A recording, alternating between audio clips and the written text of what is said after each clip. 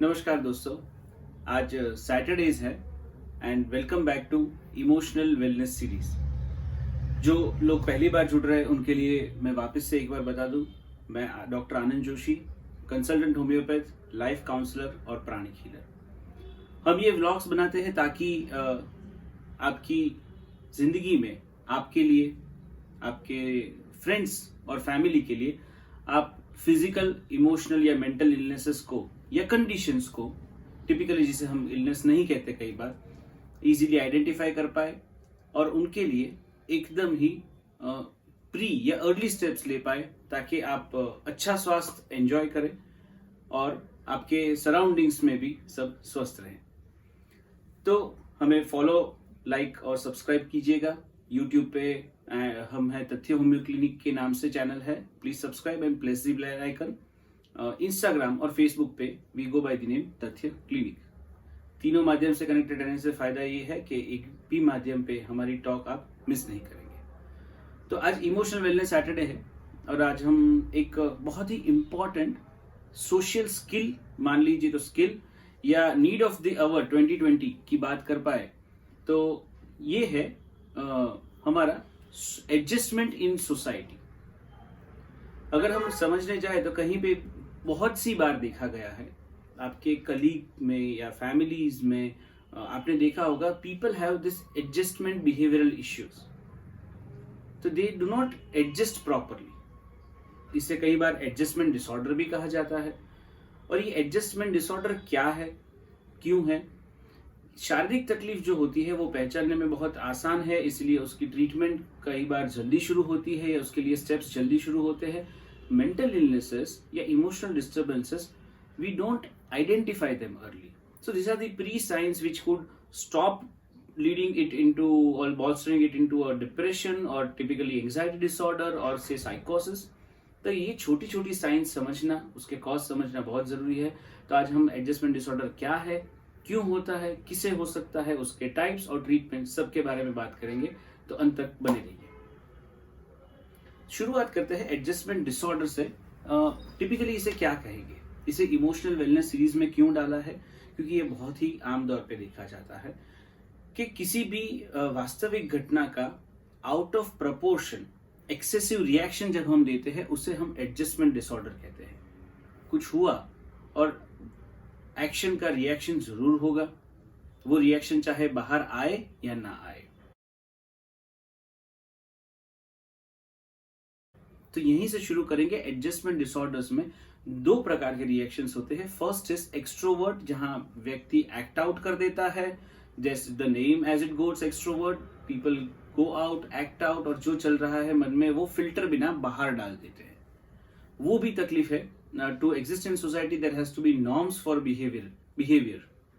दूसरा जो है वो है इंट्रोवर्ट, टोटल विड्रॉ करके the person wouldn't communicate with anybody at all about that issue and they would suffer within themselves, और ये आगे जाके तकलीफ कर सकता है उनकी मेंटल हेल्थ और फिजिकल हेल्थ के लिए।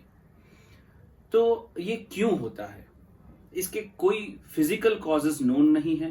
हेरिडिटरी टेंडेंसी हो सकती है बिल्कुल, कि अगर आपके फैमिली में बिहेवियरल इश्यूज चल रहे हैं, कोई प्रकार के एडजस्टमेंट इश्यूज है, तो आप में बिल्कुल वो जीन्स के कारण ये हो सकता है।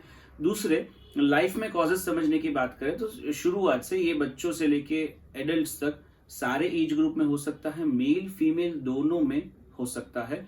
तो ऐसा नहीं है कि कोई जेंडर में ज्यादा कम होगा या कोई उम्र में, कोई एज पे ज्यादा कम होगा। It exist from childhood to adults very commonly.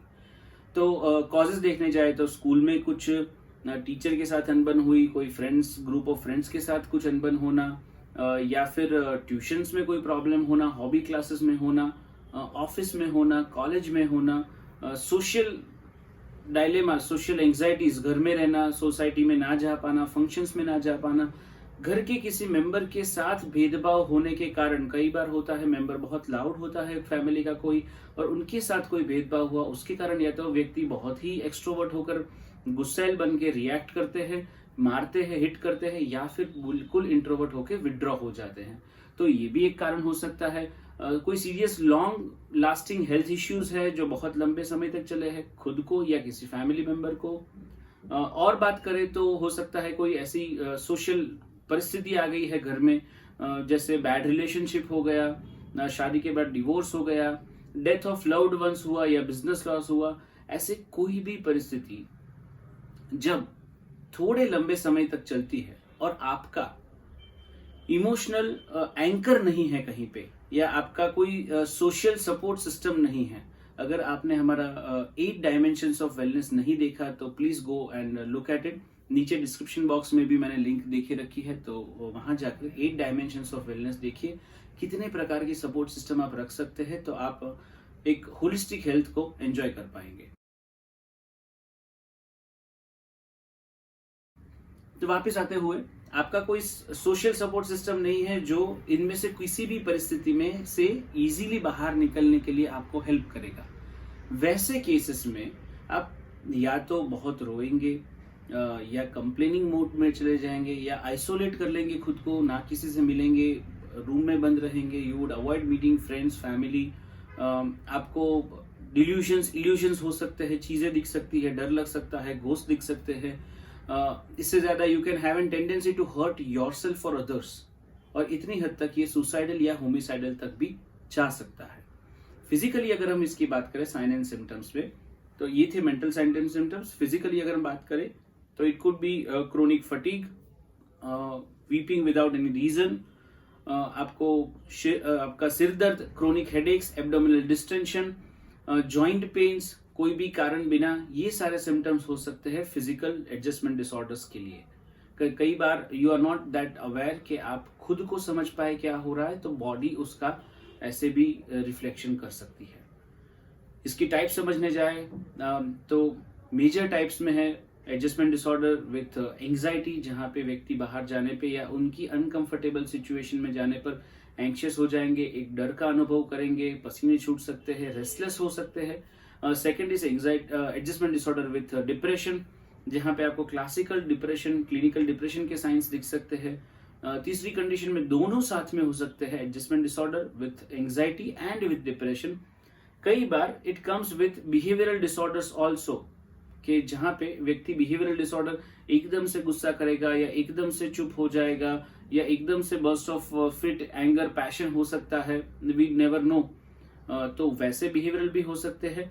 और कभी कभी ये बहुत ही विड्रॉन की साइन है, जहां आप देखें कि आपका फ्रेंड, कलीग, फैमिली मेंबर पहले बहुत ही अच्छी तरीके से बात कर रहे थे, लेकिन अब वो लोग बिल्कुल इंट्रोवर्ट है, they keep their issues to themselves, be it physical health और बी इट इमोशनल हेल्थ। तो ये हमें पक्का ध्यान रखना चाहिए। ऐसे कोई भी साइंस दिखे कि कोई भी व्यक्ति अपने बिहेवियर से बहुत बढ़ चढ़ के बिहेव कर रहा है या विड्रॉ कर रहा है, तो spend some good quality time with him, try and get the cause.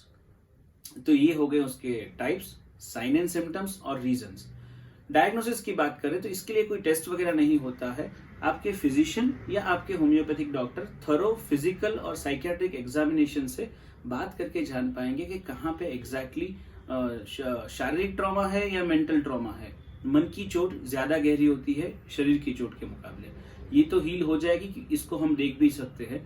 मन की चोट दिखती नहीं है और वो एस्केलेट होती है बाकी चीजों में। तो get an good thorough evaluation from your physician और your homeopathic physician nearby. Each homeopathy is trained to do this very well.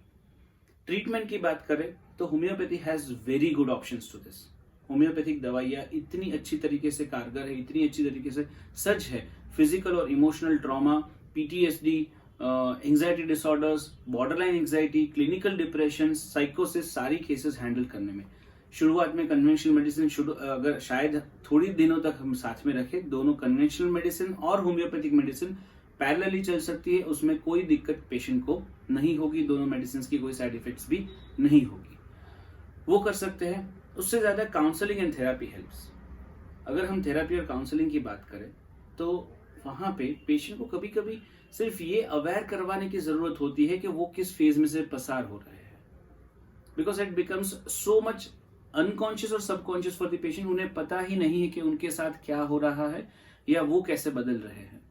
तो therapist can sit with them, talk to them and tell them what they are going through exactly and how the interior of their mind, उनका मन अंदर से, उनका दिमाग अंदर से कैसे फंक्शन कर रहा है, सिर्फ वो दिखा सकते हैं। तो automatically they can help through. बच्चों के केसेस में यहाँ फैमिली थेरेपी बहुत हेल्प करेगी, पूरे फैमिली का इन्वॉल्वमेंट रहेगा थेरेपी में, टॉक सेशंस में, that would be very very helpful. बाकी अगर आपका कॉर्पोरेट स्ट्रेस है, social stress, financial stress, business stress, everywhere therapy and talking to a therapist surely helps. Pranic healing would help you to balance your chakras, energize your chakras, beat your solar plexus issue जहाँ emotional सब जमा उड़ा रहता है, beat your throat chakra जहाँ expression का problem है, या beat your मैंगमैन चक्रा जहाँ पे आप बॉडी के सारे चक्रास पे अफेक्ट होती है। ये एक प्राणिक हीलर एक्सेस करके एनर्जी मेडिसिन वहां पे क्लीन करके यूज कर सकते हैं आपके लिए। तो this is also a very good option. And practicing some exercises, some yoga with guided yoga would help you very much. आप सिंपल योगा कहीं से भी यूट्यूब से देख के भी बेसिक्स कर सकते हैं, लेकिन गाइडेड योगा आपको आपके तकलीफ के लिए टेलर मेड सॉल्यूशंस दे सकते हैं। प्रिवेंशन के लिए वापस यही बताऊंगा, इमोशनली स्टेबल रहना है तो आपका एक अच्छा सपोर्ट सिस्टम बनाए, आपके हेल्थ के सारे dimension, physical, emotional, economical, social, सारे डायमेंशंस को बैलेंस करके रखे, सारे डायमेंशंस पे वर्क करें तो आप अच्छा मानसिक स्वास्थ्य एंजॉय कर पाएंगे। और जितने फिट आप मेंटली है उतने ही अच्छी तरीके से आप फिजिकली भी फिट रह पाएंगे। सो आशा रखता हूँ कि ये आपको बहुत ही काम लगेगा, बहुत हेल्पफुल होगा। इसके बारे में कुछ भी और जानना चाहते हैं, कोई क्वेश्चन है, कोई कमेंट्स है, तो प्लीज़ नीचे कमेंट बॉक्स में डालिएगा, अपने फ्रेंड्स और फैमिली के साथ शेयर कीजिएगा। एंड इसमें से किसी भी इश्यू के लिए if you want to consult, go to homeopath nearby, या फिर आप हमें भी कंसल्ट कर सकते हैं। सारी डिटेल्स नीचे डिस्क्रिप्शन बॉक्स में दी गई है। Thank you so much.